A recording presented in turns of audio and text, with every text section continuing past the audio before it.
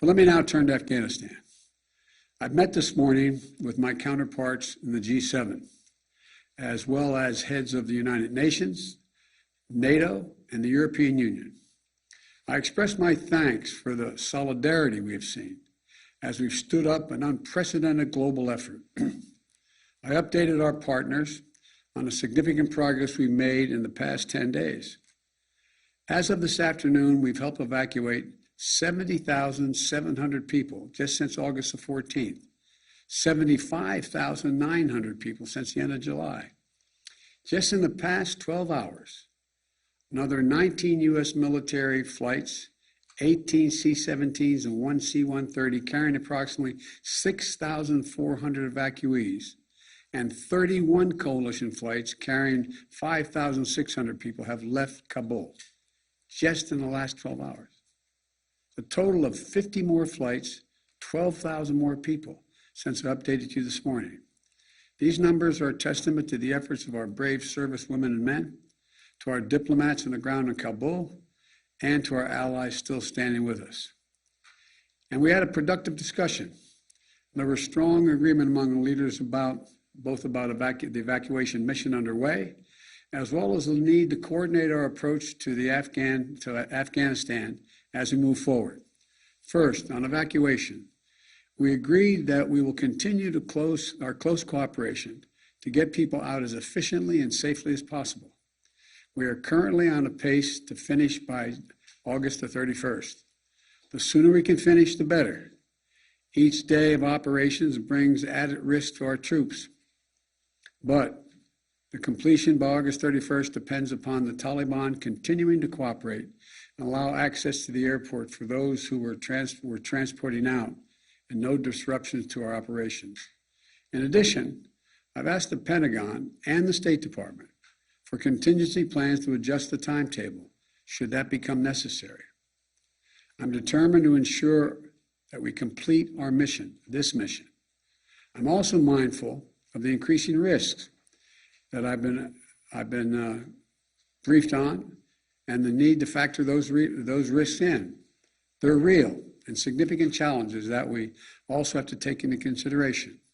The longer we stay, starting with the acute and growing risk of an attack by a terrorist group known as ISIS-K, an ISIS affiliate in Afghanistan, which is a sworn enemy of the Taliban as well. Every day we're on the ground is another day we know that ISIS-K is seeking to target the airport and attack both U.S. and allied forces and innocent civilians. Additionally, thus far, the Taliban have been taking steps to work with us so we can get our people out. But it's a tenuous situation. We've already had some gunfighting break out. We run a serious risk of it breaking down as time goes on. Second, the G7 leaders and the leaders of the EU, NATO, and the UN all agreed that we will stand united in our approach to the Taliban.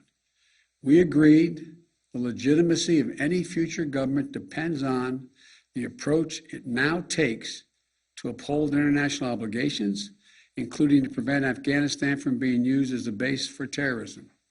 And we agreed that none of us are going to take the Taliban's word for it. We'll judge them by their actions, and we'll stay in close coordination on any steps that we take moving forward in response to the Taliban's behavior.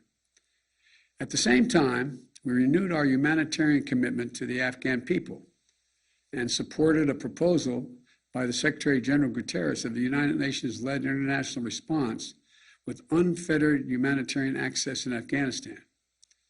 Third, we talked about our mutual obligation to support refugees and evacuees currently fleeing Afghanistan. The United States will be a leader in these efforts, and will look to the international community and to our partners to do the same. We're already seeing our allies' commitment. They're bringing to their countries the Afghans who served alongside their forces as translators or in their embassies, just as we're bringing to the United States those Afghans who worked alongside our forces and diplomats. We're continuing that effort. We're conducting thorough security screening in the intermediate stops they're making for anyone who is not a U.S. citizen or a lawful permanent resident of the United States. Anyone arriving in the United States will have undergone a background check. And we must all work together to resettle thousands of Afghans who ultimately qualify for refugee status. The United States will do our part, and we are already working closely with refugee organizations to rebuild a system that was purposely destroyed by my predecessor. Finally, we agreed to stay vigilant against terrorist threats that have metastasized around the world.